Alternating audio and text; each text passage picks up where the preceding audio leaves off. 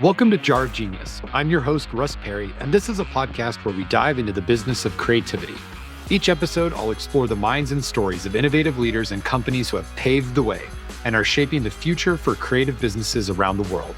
From groundbreaking business models to extraordinary creative campaigns and the innovations of technology we use and will use ahead, I'm excited to help you not only run a creative business, but thrive in this ever-changing and always challenging landscape.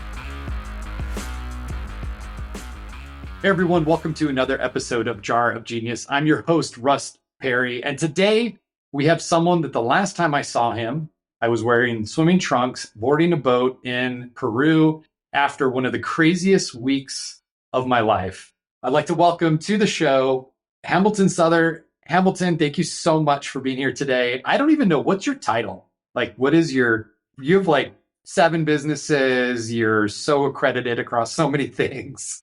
What's your one title? I think polymath. Polymath, okay. I think polymath at this point. I'm a trained master shaman, visionary artist, entrepreneur, founder, and humanitarian. I love it. So, quick backstory of how I got connected to Hamilton. I have a lot of friends in personal development spaces, and we were sort of chatting about challenging ourselves down a new path. And my friend, Matt Blanton, who is like a 11,000 out of 10 in the fact finding index. He said, this is where we want to go.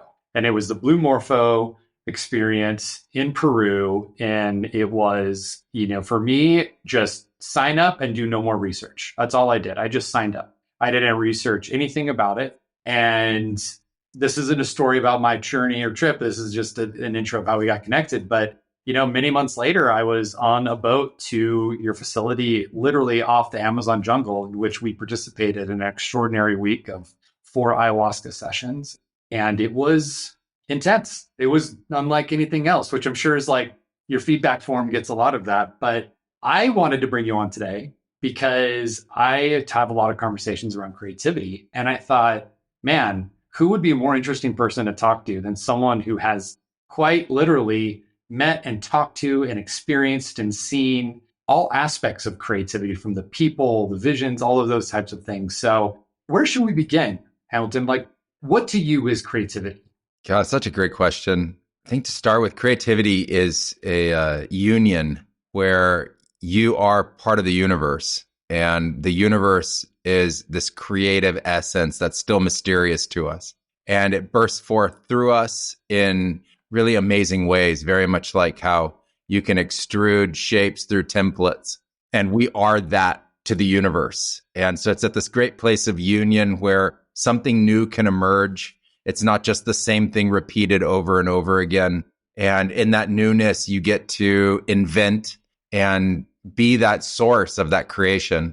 I think it's like a direct union with the universe or source, or what some people would call God, and a place where your true natural intelligence comes out of you. And I think the beauty of it is that it's something that's never been done before. And that's not just for you personally, but also for the earth and for the universe at that moment. It's this constant newness and freshness. And when you tap into it, I think it's one of the greatest experiences and feelings in life. So let me try to reprocess that. It's almost like creativity is in essence, it's out there, and we are the interpreters of it. We bring it through us and then reimagine it, reinterpret it, use that power, energy, ideas, inspiration to then make something new or create or make more. You use the term creator. And I think that a lot of that is like creativity is the act of being a creator. Exactly. A lot of people wanted to present me with a story that the universe was this vast emptiness. And in that vast emptiness, there's this little pocket of light and life. And I think that's just furthest from the truth. I think that was just such a bad narrative that someone used creativity to actually generate. I think the whole universe is creative. Yeah.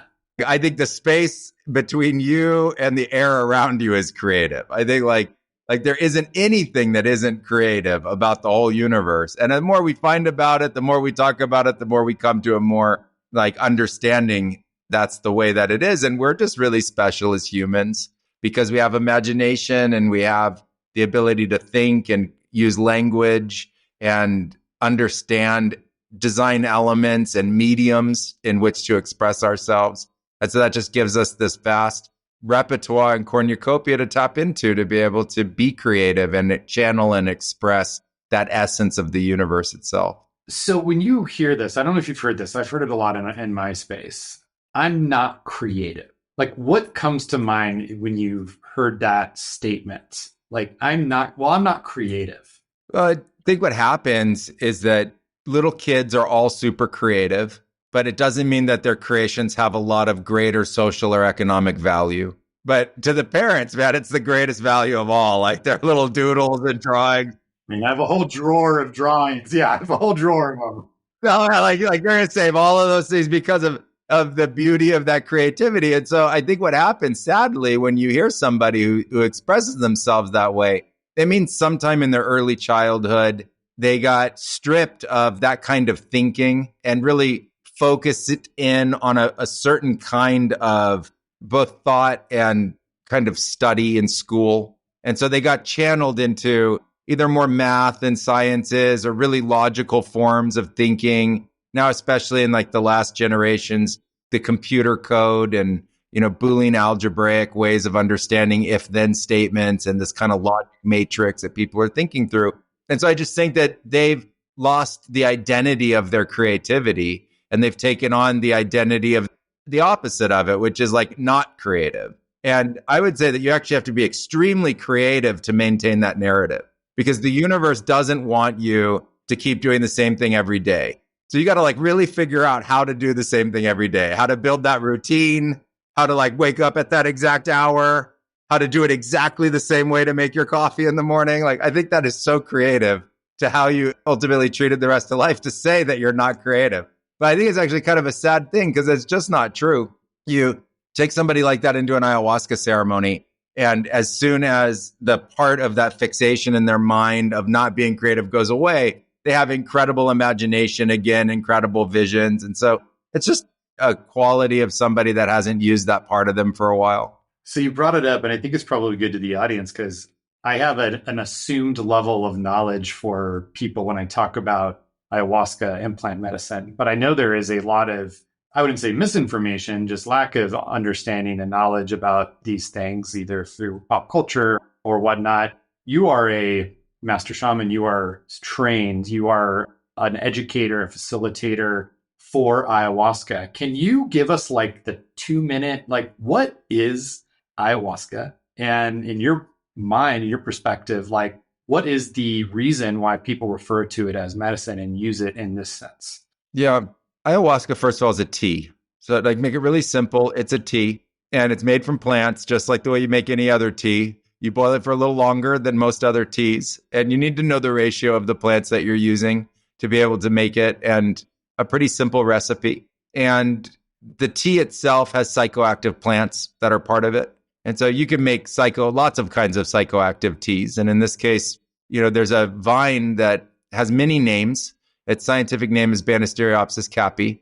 And that's what people call ayahuasca. And it means the vine of the soul or the vine of spirit. And there are other traditions that call it yahe. Some call it daime. There's a bunch of names for it.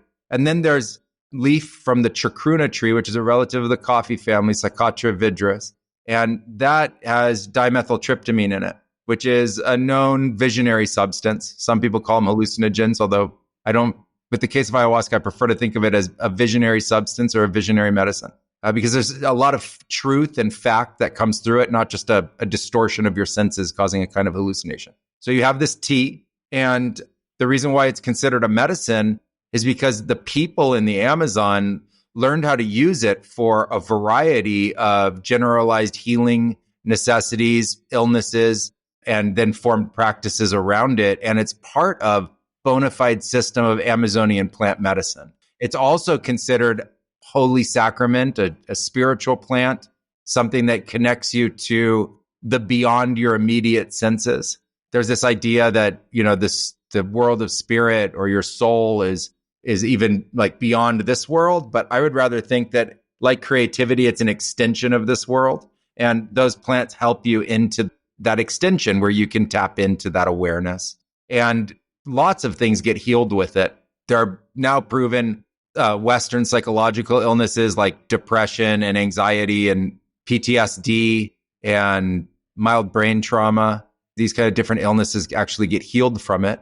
Many people have treated addiction and problems in their like habitual experiences with life.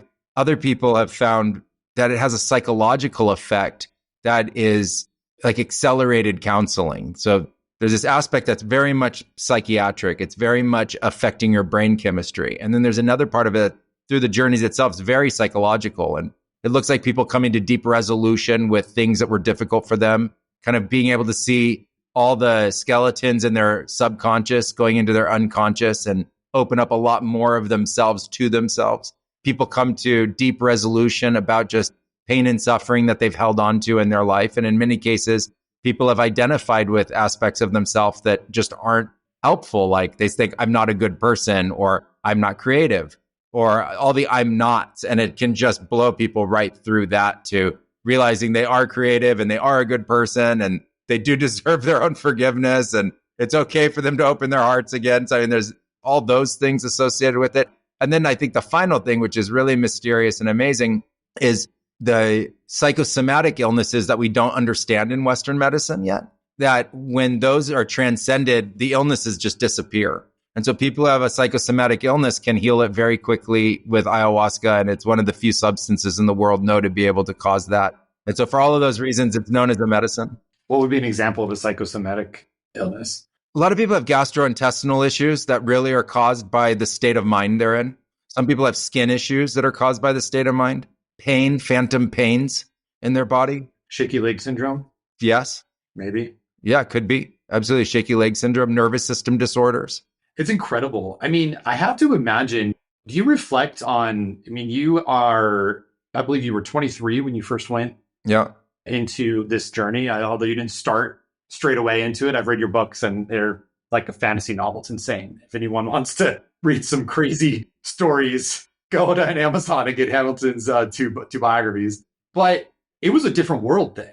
And I think that like there is a favor of the changing of perception that's happening right now with a lot of these types of spaces, which used to be really either ostracized or fringe or whatnot. How have you seen, like, what do you think is driving that evolution, especially over the last 3 or 4 years? You know, humanity is driving what's taking place. And I know that sounds axiomatic, like, of course it's humanity, but you got to go to the idea, though, that for the last thousands of years, humanity was in small pockets, isolated with large geographic distances between them. And so we had this regionalism taking place globally. And so we didn't have a bird's eye view on humanity's evolution together.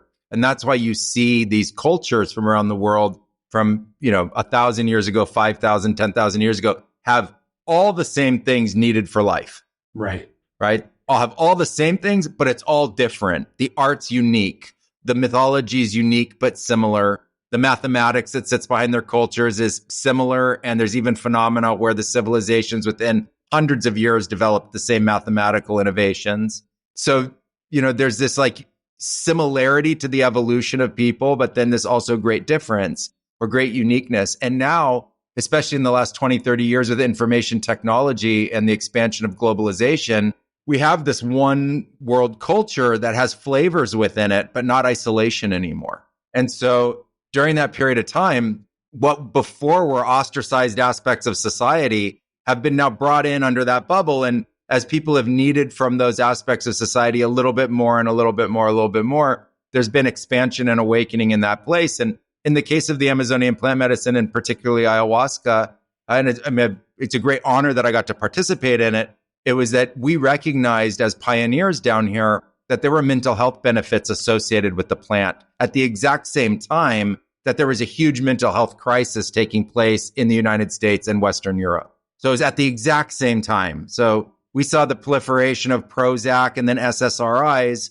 At the exact same time, we went and discovered these different plant medicines that happened to be great solutions for many people. And so need drew what was a fringe concept kind of into a more mainstream understanding. And then with that, there's been the growth from the neo-shamanic revolution into the psychedelic renaissance or third wave of psychedelics. And that really has brought forward even deeper understanding of the needs within our culture, to have a greater depth to the understanding of our consciousness and its importance on our mental health. And so I think all of that combined shows how this like one world global view is taking place, and an acceleration of evolution in this kind of information technology driven cross culturalization. Yeah, and I think too, like if you think about everyday products, everyday consumer products, there are so many brands and experiences that have grown extraordinarily fast through word of mouth, through recommendations, through, hey, this is awesome. I love this. I don't know if you have a Vitamix blender there in Peru, but that thing, the best blender you've ever owned in your entire life, everyone I know has just got one because someone told them it was amazing. Now you imagine something as simple as a consumer product having such amazing impact and virality. And then you have something, which I am a testament of the experience and the impact and the positivity it's made in my life, that's changing people at such a core fundamental level better than their smoothies being smooth.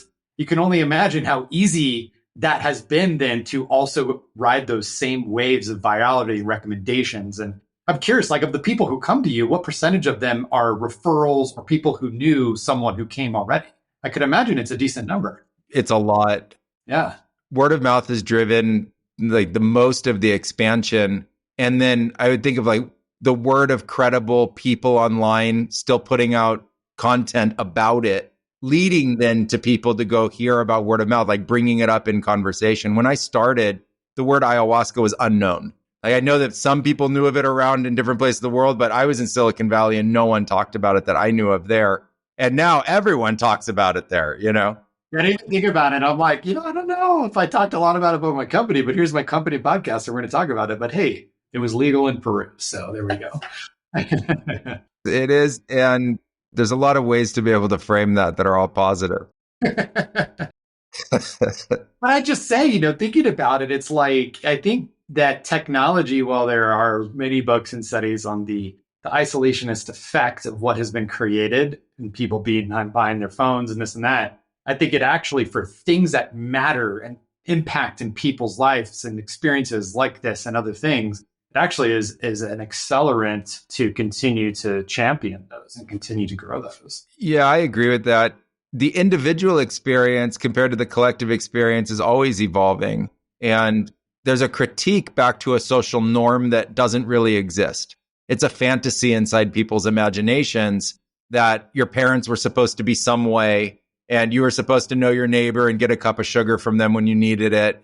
Not that drones were going to drop the sugar from the sky and like come deliver it to you. But in reality, everything has always been evolving and changing, including the way that we understand each other and interact. And I think one of the powerful aspects of that is in this globalization, actually having contacts and people that you know from all over the world. Yeah. And so, it's for us, even here in the Amazon, it's hard to believe, but in any given workday, we'll talk with people in 15 countries. And so when you think about what that has done, it hasn't limited the nature of our interaction at all. It has accelerated the expansiveness of our interaction. And at some point, I think there will be a greater balance between what's the digital online experience and what our in-person experience is. But for that to happen, I also think there has to be a cultural evolution that makes in-person experiences more comfortable and more enjoyable than the way that they're currently presented. It's not just that the devices take away your desire to go interact with people. It's that interacting through the devices is actually more enjoyable than typically going and interacting with the people. And so I think we need an interaction that's more enjoyable, and we have to come to some kind of conclusion about that. And it's just a phase that we're in. I don't think people remember that this has only been going on for 30 to 40 years.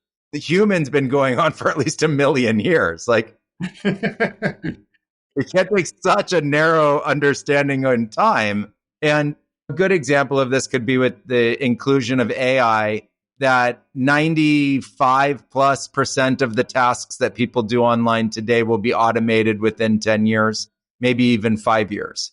And so now you won't be doing those things online that you are doing now that's isolating you, because the machines will do them themselves. So now what are you going to do?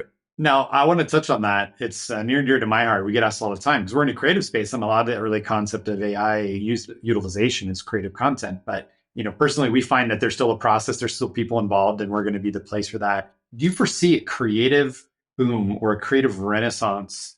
Or I guess, let me say, what do you think the impact to creativity will be when, on one hand, the 95% of medial data driven, those things that people have to do will no longer be necessary. And then everyone has creator tools at their fingertips, like whether that's video, music, ideas, whatever it might be. Like, what's your sort of put your futurist hat on here, and where do you think this is headed? Yeah, I'm a utopian thinker and understand, then try to like figure out solutions for dystopian narratives. So, will there be great disrupt? Yes. And will most of the digital things that are created today be created by machines? Yeah, of course they will. But then doesn't that free human creativity to become something that we just talked about earlier, which is completely unknown? The human creativity doesn't go away at all when the nature of how we created changes, right? So there are now, I mean, you could say the same thing when everyone made plates by hand, and then all of a sudden there's mass produced plates. You would think like, well, are all the potters in the world gone? No, the potters went and started to create something other than plates. Yeah. Right. And then what happens with digital creators? Well, they're freed to actually use those same tools, increase the nature of their creativity, think in ways they've never been allowed to think before. And a lot of the digital creation is repetitive. And so that really isn't that creative in its own right. It's a lot of just repetitive nature of work. A lot of that can be automated. And then it opens up a new world. And, before Photoshop, what photography was very different, drastically different to what it was post Photoshop and digitization. And I think the same thing will happen post AI. And then what that finally allows us to do is use creativity for something beyond that of just market economics.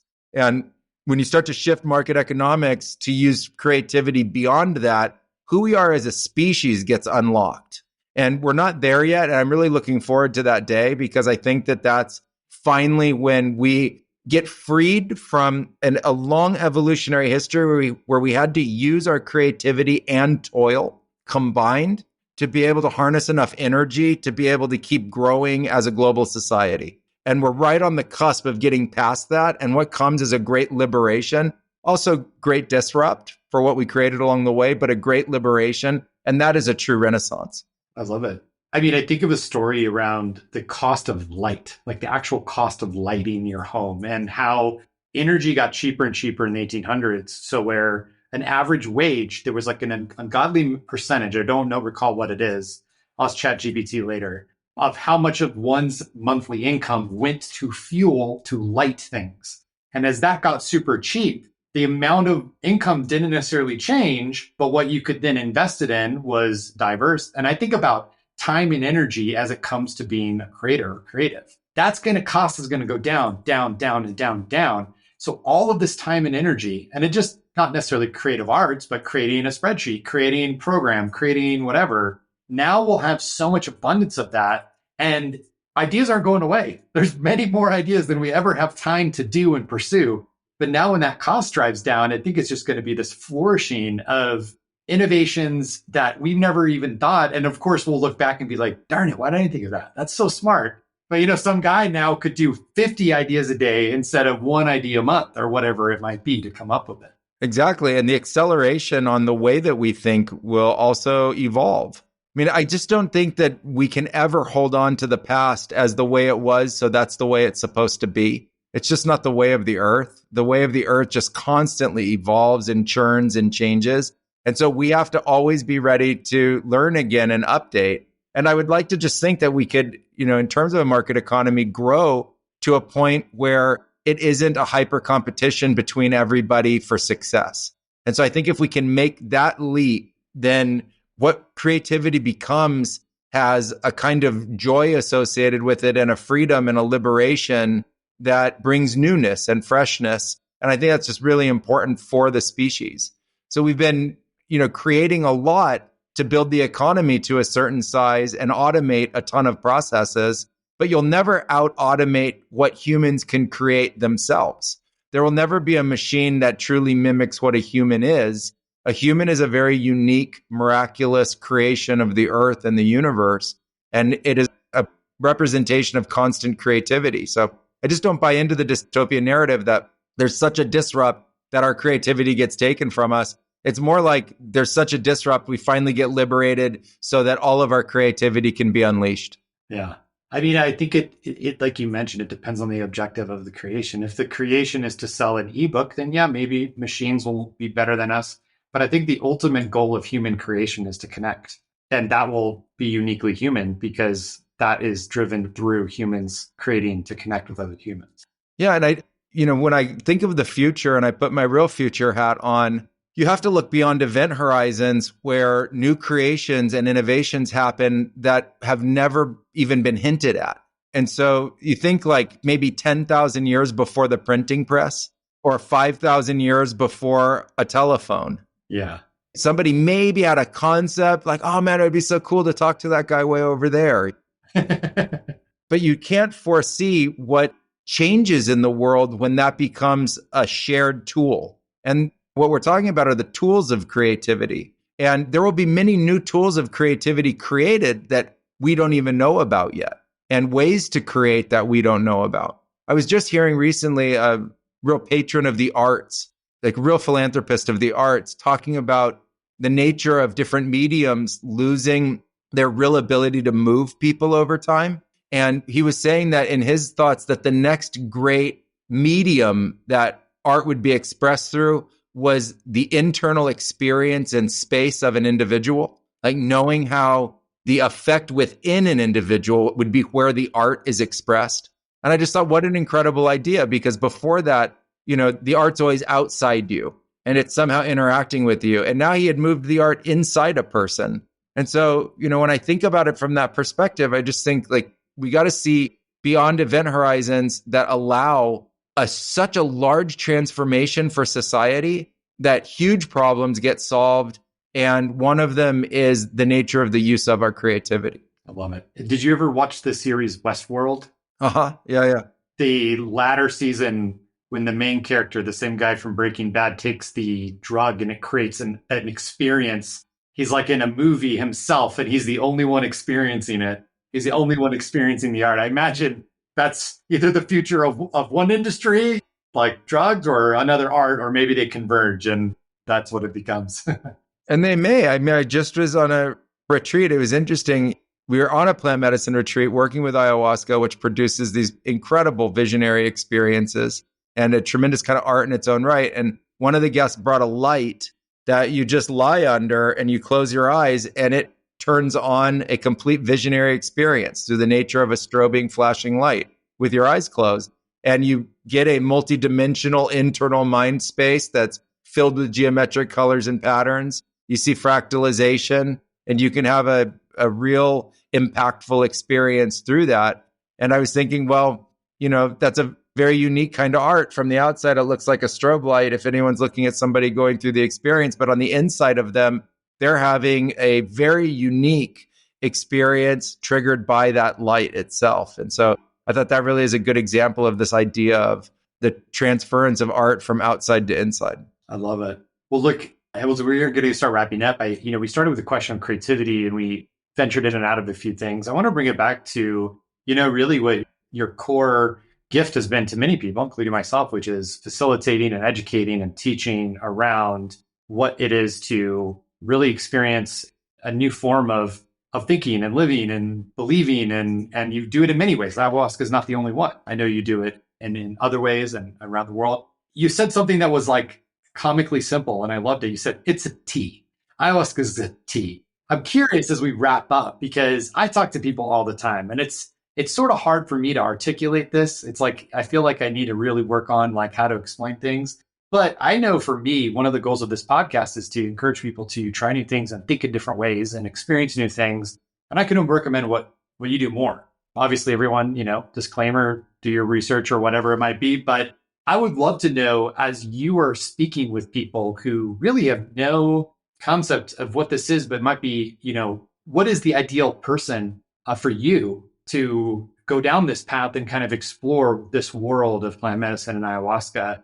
How does someone know, hey, maybe that's something that is on my path? There's a concept of a calling, that you have a calling for it, but you don't have to make too much out of that. I think it's a recognition, right? It's not like I heard a calling. It's more like inside yourself, there's a desire to just know a lot more about you and what's going on in the world. So part of it is about fixing things. So you may realize that you have something that you want to fix. And sometimes that's a kind of personal healing or personal growth and development or a blockage, or you realize you have communication issues at work or personality conflicts. Like can be pretty simple, basic things, but you just realize like you run up against that barrier numbers of times in your life and you want some help getting past it in a way that is going to really support that. And sometimes people will look in their past and realize that they really are still affected by, their childhood or the relationship they had in their families or what it was like going through adolescence, et cetera. And they realize that there's aspects to their own personality that they would like to address. And then there are the people that are really looking to take their life one step further. Like they know that where they are isn't the ceiling for them. They know that there's something that they can improve upon. There's some other greater success available for them. There's some deeper purpose that they're tapping into that they would want to know more about. And I think that that's really an ideal person to come have this kind of experience because you're already wanting to take that step and you just need some support and help to do it. And you'll realize through the experience, there are some things to work on and kind of sort out within yourself. Everyone has that all the time, especially when we're in a period of growth. And it's just accepting that one step in that period of growth. I was on a call earlier today and we were trying to describe what we do. And I was saying, just like your phone, there's an operating system and apps. And every now and then you need to update the operating system. Yeah. So that all the apps work better. And I say, that's what we really do. We help you update your human operating system so that every app you've learned along the way can just work better. And so I think if you feel like, wow, yeah, I would love to be able to hit the update button on my OS, like your own internal OS, then, that's what it really does for you. And come down and see us. Yeah. And I will say sometimes your calling is just your buddy sending you a link and saying you should do this. And then you find yourself uncovering so many things you never knew expected. And that was one of the most beautiful parts about my journey was the unexpected. That can be the calling. The unexpected growth and the unexpected points of it. Well, Hamilton, look, I want to be respectful of your time. Where is the best place people can learn more about what you're doing and get in touch to follow the programs and the things that you launch? Yeah, thanks so much. We have bluemorphotours.com. That's our website for our retreats. And then we have bluemorphoacademy.com, which is our school. And if you want to learn about all of this, get trained in it, you can. And we also have a mystery school. And then you can find me on social media on Instagram at Hamilton Souther Official. Which you can see him making ayahuasca. There's some videos back in the day on there. You big bats of making the tea. All right, everyone. Well, Hamilton, really super great to see you again. Last time I formally saw you in person was in October. Thank you for sharing the story. Thank you for hopefully inspiring some people to think differently, challenge them to get out of their comfort zone, maybe connect up with you. For everyone who wants to learn more, you can go to our website, jarofgenius.com, where we'll be posting all of our show notes and links and everything that's for Hamilton. Hope to see you in person soon. I appreciate it again, Hamilton. Take care. Thank you so much. Can't wait, Russ. Thank you so much for listening to this episode of Jar of Genius, sponsored by Design Pickle. To learn more about the topics discussed, get access to any of the links mentioned, and submit ideas for future seasons, head over to jarofgenius.com. Now, if you enjoyed the show, you know the drill. A solid rating on your favorite podcast platform helps others find what we are creating and join the conversation. We'll see you next time, and never forget, creativity is your secret strategic weapon.